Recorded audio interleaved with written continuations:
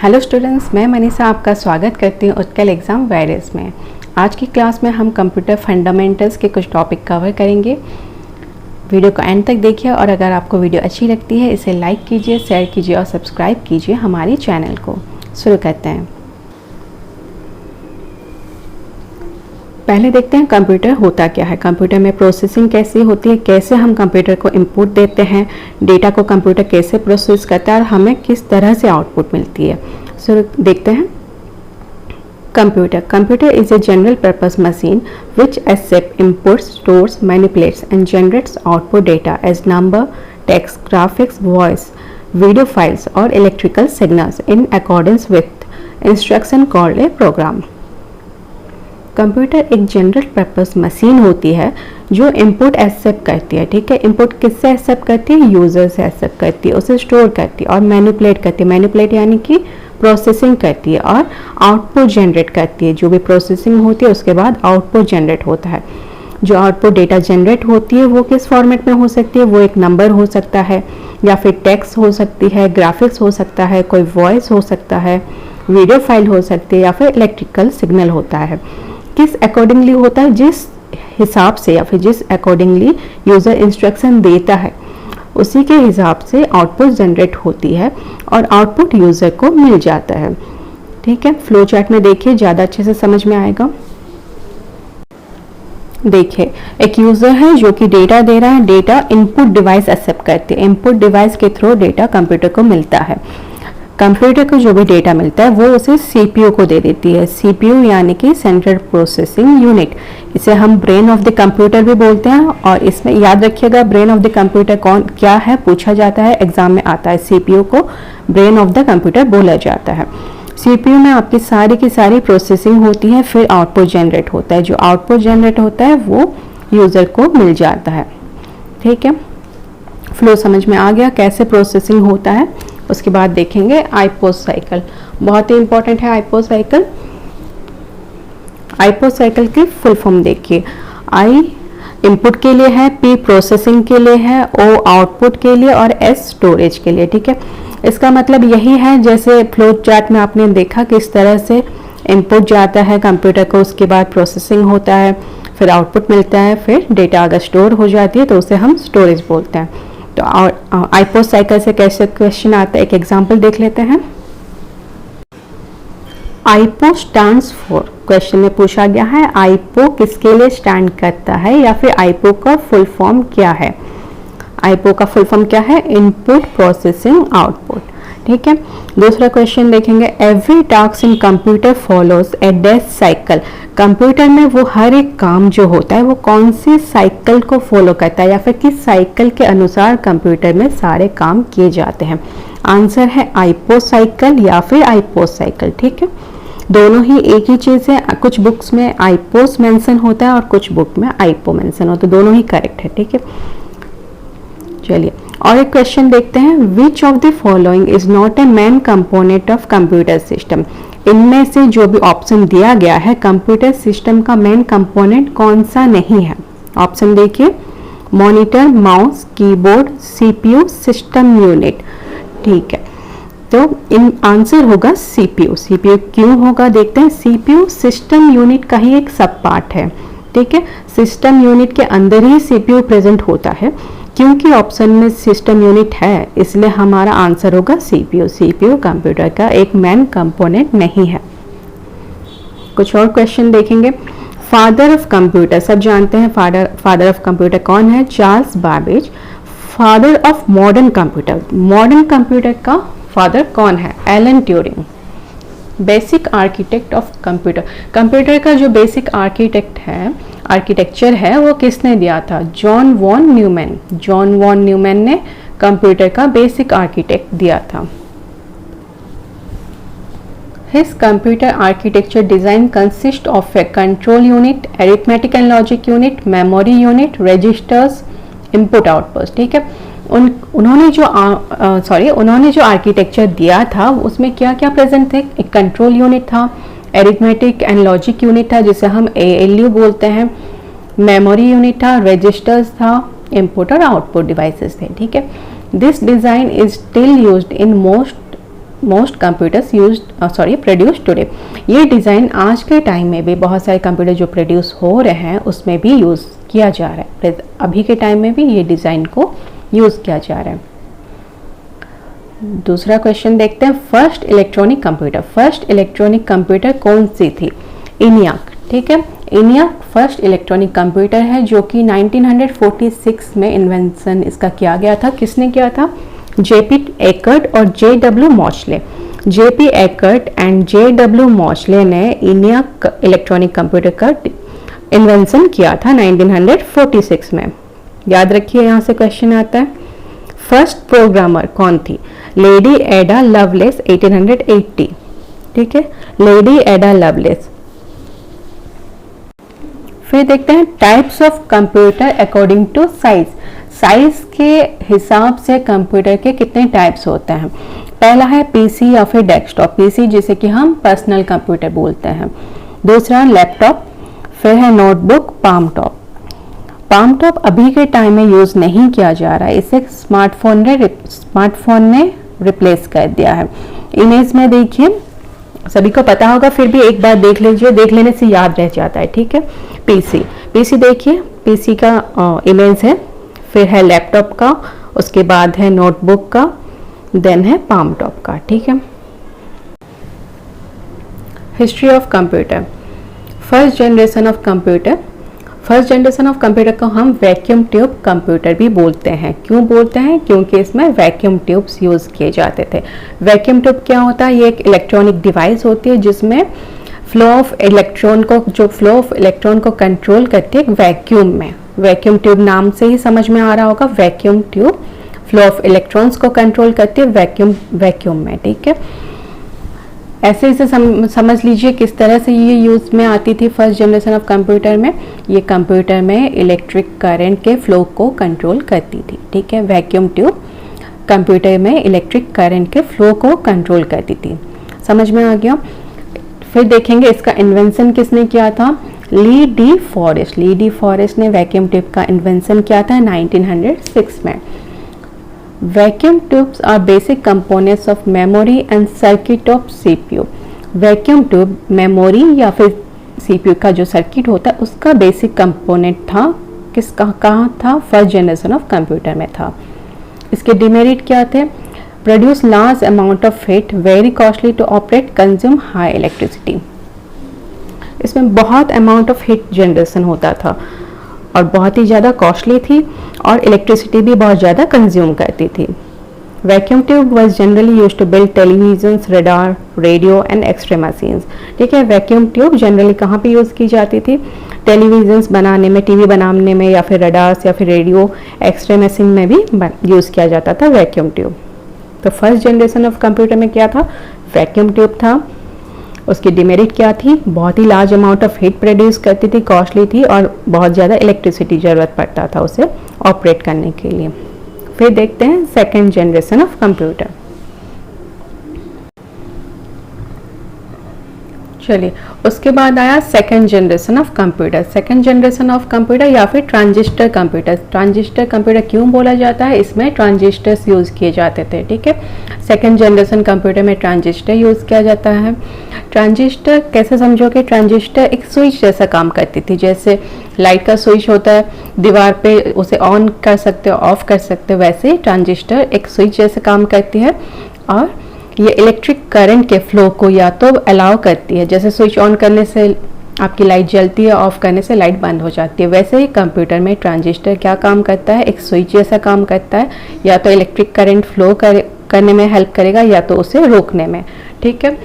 इसको कब यूज़ किया गया था? 1959 से 1965 के अंदर। एडवांटेजेस क्या है? बहुत ही रिलायबल है, स्मॉलर इन साइज है, फास्टर इन स्पीड है, मोर एनर्जी एफिशिएंट है और चीपर है, ठीक है। इसका साइज छोटा था, ये बहुत ही फास्ट था फर्स्ट जनरेशन कंप्यूटर के कंपैरिजन में, बहुत ही एनर्जी एफिशिएंट था और बहुत ही चीपर था। फर्स्ट जनरेशन कंप्यूटर बहुत ज़्यादा कॉस्टली थी, ये उसके कंपैरिजन में सस्ता था, ठीक है। TX0 was the first computer that used transistor। वो कौन सी कंप्यूटर है जो सबसे पहले ट्रांजिस्टर यूज़ की थी? TX0, याद रखिए इसे। TX0 was the first computer that used transistors। उसके बाद आया third generation of computer. Third generation of computer में क्या यूज़ किया, इंटीग्रेटेड सर्किट्स। ठीक है,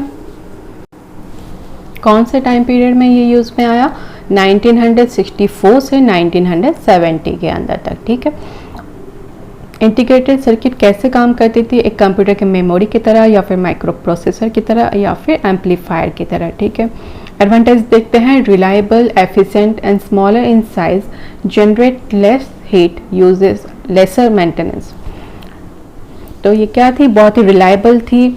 जैसे ही टेक्नोलॉजी डेवलप होती है, चीज़ें छोटी होने लग जाती हैं और उसकी एफिशिएंसी भी बढ़ जाती है, ये सब जानते हैं। वैसे ही इसका एडवांटेज सेकंड या फिर फर्स्ट जनरेशन के कंपैरिजन में इसका साइज छोटा था, बहुत ही कम हीट जनरेट करता था और मेंटेनेंस बहुत ही कम इसमें ज़रूरत पड़ता था। They consume lesser electricity, still costly and were needed air condition. ठीक है, ये लेस इलेक्ट्रिसिटी कंज्यूम करता था, फिर भी कॉस्टली था, है ना। अभी के टाइम में जो कंप्यूटर हमें मिलते हैं उसके कंपैरिजन में बहुत ज़्यादा कॉस्टली था और इसको एयर कंडीशन की ज़रूरत पड़ती थी। उसके बाद देखते हैं fourth generation of computer. Fourth generation of computer में क्या यूज़ किया जाता है, माइक्रो प्रोसेसर। इसका कौन सा टाइम पीरियड था, 1971 से 1980 के अंदर इसे यूज में लाया गया। Millions of transistors are combined into a single chip with VLSI technology. इसमें क्या होता था, मिलियंस ऑफ ट्रांजिस्टर को एक सिंगल चिप में कंबाइन करके रखा जाता था। कैसे रखा जाता था, VLSI टेक्नोलॉजी यूज करके। VLSI का फुल फॉर्म क्या है, very large scale integration technology. ठीक है, VLSI है वेरी लार्ज स्केल इंटीग्रेशन। तो इस टेक्नोलॉजी को यूज़ करके मिलियन ऑफ ट्रांजिस्टर को एक सिंगल चिप में रखा जाता था। इसका एडवांटेज देखते हैं, large primary storage capacity. Storage capacity बहुत ज़्यादा हो गई फोर्थ जनरेशन कंप्यूटर में। Excellence in speed and reliable, portable, very compact and small. ठीक है, इसकी स्पीड बहुत ही ज़्यादा थी, रिलायबल थी, पोर्टेबल थी। पोर्टेबल यानी कि एक जगह से दूसरी जगह हम इसे आसानी से ले जा सकते हैं। ठीक है, कॉम्पैक्ट एंड स्मॉल। उसके बाद देखते हैं फर्स्ट प्रोसेसर। जो फर्स्ट प्रोसेसर था वो कौन सा था, Intel 4004, build on a single silicon chip in 1971, included 2300 transistors. जो पहला प्रोसेसर था इंटेल 4004 वो बिल्ड किया गया था एक सिंगल सिलिकॉन चिप में। 1971 में इसको बनाया गया था। इसमें 2300 ट्रांजिस्टर्स थे एक सिंगल चिप के ऊपर। ठीक है, उसके बाद देखेंगे fifth generation of computer. Fifth generation of computer में AI यूज़ किया गया। AI यानी कि आर्टिफिशियल इंटेलिजेंस। ठीक है, आर्टिफिशियल इंटेलिजेंस क्या होता है, जिसको यूज़ करके कंप्यूटर सोचने लग जाता है, वो कैपेबल हो जाता है थिंक करने के लिए। जैसे ह्यूमन सोच सकता है, इंसान सोच सकता है, वैसे ही कंप्यूटर भी सोचने लग जाता है AI यूज़ करके। कौन से ईयर में हुआ था, 1982 में। कहाँ पे सबसे पहले यूज़ हुआ था, Japan ministry of international trade and industry. Japan के इंटरनेशनल ट्रेड एंड इंडस्ट्री में यूज़ किया गया था 1982 में। VLSI technology was advance and become ULSI technology. Fifth generation computer में क्या हुआ, VLSI टेक्नोलॉजी एडवांस होके ULSI टेक्नोलॉजी बन गई। ULSI यानी कि ultra large scale integration. Full form याद रखिए, अल्ट्रा लार्ज स्केल इंटीग्रेशन। इसमें क्या हुआ, 10 million electronic components were use in the production of micro processor chip. Micro processor chip के प्रोडक्शन में 10 मिलियन इलेक्ट्रॉनिक कंपोनेंट्स का यूज किया गया। फिर देखते हैं, ठीक है, देखते हैं फिफ्थ जनरेशन कंप्यूटर में कौन सी लैंग्वेज यूज की जाती है। इसमें सारी की सारी हाई लेवल लैंग्वेज जैसे कि C++, .NET, जावा, ये सारी की सारी यूज की जा सकती है। बहुत ही पावरफुल होती है, फंक्शनल होती है, फास्ट एंड स्पीड होती है। ठीक है, fifth generation of computer AI use की करती थी, जो और कहाँ पे इसका काम आता था, development of expert system, gaming, playing, game में भी इसका काम यूज़ किया जाता है, रोबोटिक्स में यूज़ किया जाता है, नेचुरल लैंग्वेज अंडरस्टैंडिंग में यूज़ किया जाता है, रिकॉग्नाइज ग्राफ्स एंड पिक्चर, जो कि ग्राफ्स और पिक्चर को रिकॉग्नाइज करने में भी इसका यूज़ किया जाता है। बहुत ही ईजी होता है हैंडल करने के लिए। ठीक है, कुछ डिसएडवांटेज देखेंगे 5th जनरेशन ऑफ कंप्यूटर का, क्योंकि इसमें एआई यूज़ किया जाता है और मशीन बिल्कुल ही इंसान जैसे सोच सकती है, तो ये फियर है, बहुत लोग सोचते हैं ये इसका डिसएडवांटेज है।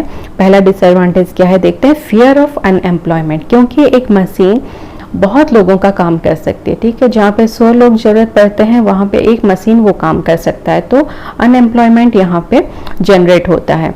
दूसरा देखेंगे टेकिंग ओवर द वर्ल्ड, ऐसा सोचा जा रहा है या फिर ऐसा माना जा रहा है कि फ्यूचर में कंप्यूटर ही वर्ल्ड के ऊपर कंट्रोल करेगी, तो ये भी एक डर है कि इंसान के ऊपर कंप्यूटर कंट्रोल करने लग जाएगी। स्पाइंग ऑन पीपल, एआई को यूज़ करके हम पीपल की पर्सनल लाइफ को भी स्पाई कर सकते हैं, तो ये एक बहुत ही डिसएडवांटेज है एआई का या फिर 5th जनरेशन ऑफ कंप्यूटर का। फिर देखेंगे आईसी, फिर देखेंगे IC integrated circuit. Integrated circuit एक इलेक्ट्रॉनिक डिवाइस है जो कि एक सेमीकंडक्टर मटेरियल से बनी होती है। इसमें क्या होता है, बहुत सारे ट्रांजिस्टर्स होते हैं, डायोड्स होता है, कैपेसिटर्स होता है, रेजिस्टर्स होता है, जो कि इंटरकनेक्टेड होते हैं और एक सिंगल यूनिट पे इसे असेंबल किया जाता है। एक थिन शीट होती है सेमीकंडक्टर मटेरियल की, जो कि सिलिकॉन से बना रहता है, सिलिकॉन, ठीक है। सेमीकंडक्टर मटेरियल यहाँ पे कौन सा यूज़ किया जाता है, सिलिकॉन यूज़ किया जाता है, उसके ऊपर ये सारे के सारे एलिमेंट्स को असेंबल किया जाता है। डिफरेंट टाइप्स ऑफ आईसी क्या क्या है देख लेते हैं। सबसे पहला है एसएसआई, जिसे हम स्मॉल स्केल इंटीग्रेशन बोलते हैं। इसमें 1 से 100 ट्रांजिस्टर एक चिप के ऊपर होता है। मीडियम स्केल इंटीग्रेशन देखेंगे जिसे हम एमएसआई बोलते हैं। इसमें क्या होता है, 100 से 1000 ट्रांजिस्टर्स एक चिप के ऊपर रहते हैं। लार्ज स्केल इंटीग्रेशन देखेंगे जिसे हम एलएसआई बोलते हैं। इसमें 1000 से सेवरल 100,000 ट्रांजिस्टर्स एक चिप के ऊपर होता है। देखिए कैसे ट्रांजिस्टर्स के नंबर बढ़ रहे हैं, उसी के अकॉर्डिंगली आपका इंटीग्रेशन चिप स्मॉल स्केल से अल्ट्रा लार्ज स्केल इंटीग्रेशन में कन्वर्ट हो रहा है, ठीक है। उसके बाद है very large scale integration. Very large scale integration जिसे हम वीएलएसआई बोलते हैं, इसमें 100,000 टू 1 मिलियन ट्रांजिस्टर्स पर चिप होता है। अल्ट्रा लार्ज स्केल में क्या होता है, मिलियंस और बिलियन ऑफ ट्रांजिस्टर्स एक चिप के ऊपर होता है। एग्जाम्पल क्या है यूएलएसआई का, कंप्यूटर प्रोसेसर। कंप्यूटर प्रोसेसर कौन सी आईसी यूज़ की जाती है, ठीक है, या फिर कंप्यूटर प्रोसेसर कौन से आईसी से बना हुआ होता है। क्वेश्चन पूछा जाएगा तो आपको क्या आंसर देना है, यूएलएसआई, ठीक है। And IC can also be classified analog IC और डिजिटल आईसी और कॉम्बिनेशन ऑफ बोथ, ठीक है। एक आईसी को हम एनालॉग आईसी भी क्लासिफाई कर सकते हैं, डिजिटल भी क्लासिफाई कर सकते हैं, या फिर जब दोनों का कॉम्बिनेशन होता है उसको हम हाइब्रिड आईसी बोलते हैं, ठीक है, याद रख लीजिए इसे। फिर देखेंगे हार्डवेयर और सॉफ्टवेयर। ये सब मैं पहले बोल चुकी हूँ एक बार, फिर भी बोल देती हूँ दोबारा। कंप्यूटर फंडामेंटल्स के अंदर आता है, हमने एमसीक्यू में डिस्कस किया था हार्डवेयर और सॉफ्टवेयर क्या होता है। हार्डवेयर होता है, hardware are physical component of computer which can be touch.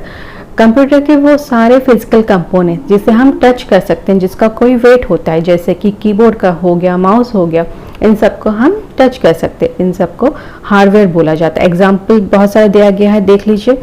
Circuit board, memory devices, processor, central processing unit, mouse, screen, keyboard, ये सारी की सारी आपकी हार्डवेयर है, यानी कि वो कंपोनेंट जिन्हें हम टच कर सकते हैं। सॉफ्टवेयर देखिए, is a collection of procedures, instruction, documentation that tells a computer exactly what to do और allows user to interact with a computer, ठीक है। सॉफ्टवेयर क्या होता है, एक कलेक्शन ऑफ प्रोसीजर होता है, या फिर इंस्ट्रक्शन होता है, या फिर डॉक्यूमेंटेशन होता है, जो कंप्यूटर को बोलता है कि एग्जैक्टली यूज़र क्या करना चाहता है, या फिर उसको जो भी इनपुट दिया है उसका क्या रिजल्ट चाहिए, किस इंस्ट्रक्शन के अकॉर्डिंगली उसको रिजल्ट चाहिए। या फिर इसको ऐसे भी समझ लीजिए, कंप्यूटर के वो सारे कंपोनेंट जिन्हें हम टच नहीं कर सकते हैं उसे सॉफ्टवेयर बोला जाता है। एग्जाम्पल देखिए, MS word, Google Chrome, Photoshop, Excel, MySQL, ठीक है, ये सारे सॉफ्टवेयर के एग्जाम्पल हैं।